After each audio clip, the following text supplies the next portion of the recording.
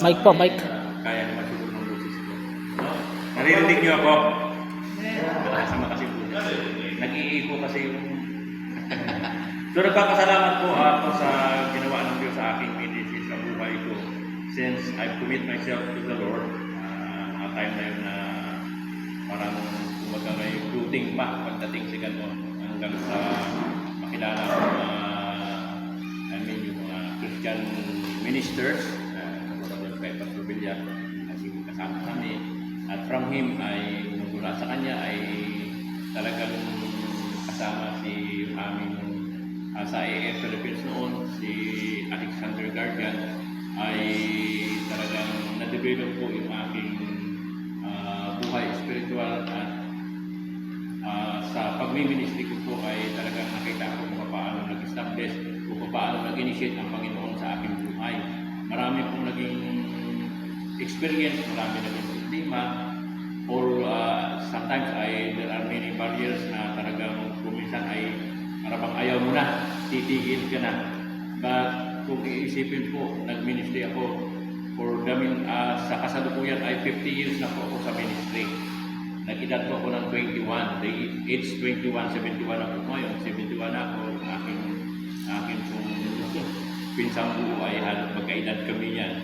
So, hanggang sa kasalukuyan ay ipinakita sa akin ng Diyos kung paano niya ini-establish, kung paano niya dinidevelop yung aking ministry. No? And in all my journey, ay nakita ko yung power and authority ng Panginoon. So, yun po ang pinangahawakan ko. At katulad nga ang lagi kong sinasabi sa mga konferensya, sa lahat ng mga gathering, ay tinatanong nila ako kung saan dapat magtapos ng seminary, ka-Bible. Sabi ko hindi ako nakapag-Bible seminary, but then the power and authority, the knowledge and rational understanding that God has been given to me or God gives to me, yun ang patuloy kong ginagamit sa ministry.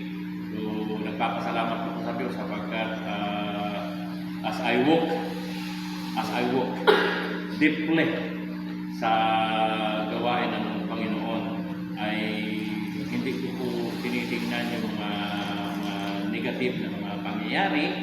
And sa aking ministry po, sabi ng aking may bahay, paano natin mapagtatapos yung ating mga anak sa pag-aaral na wala naman tayong kinikita. Sa time mo, kung sa AF Philippines pa kami, mayroong counting lab gift, at hindi po yun sapat upang mapag-aral sa kuliyo yung mga anak. But by God's grace sa ministry, the power and authority that God has been given to me, ay pinanghawakan ko po ito at kailanman ay hindi ako natinag. No? I go, sabi nga ron, go ye and do and preach the gospel. So, nagpatuloy po ako at hindi ko po ibinibilang na kawalan. Kasi at that time our work, nagtatrabaho po sa Rio Nickel Mining Corporation as an analyst. Iniwan ko po yung trabaho na yun, maging aking may bahay, iniwan ang trabaho. Contractor po siya sa Rio Nickel Mining Corporation. Pero in God's ministry, sabi ng Lord, I will never leave nor forsake you. Hindi niya kami iniwan. And all provision must be given to us. Kaya nagpapasalamat ako sa Diyos sa edad kong ito na 71 na, ay talagang the fulfillment of His ministry ay patuloy kong isinasakatuparan. So, purihin ang Diyos.